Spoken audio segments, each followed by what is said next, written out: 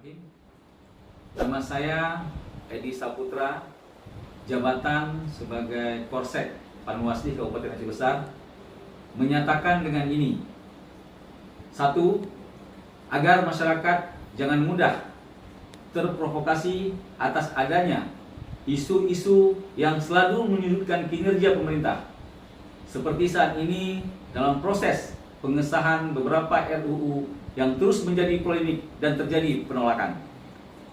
Dua, diminta kepada masyarakat agar dapat bersama-sama menjaga kondusivitas menjelang pelantikan presiden dan wakil presiden.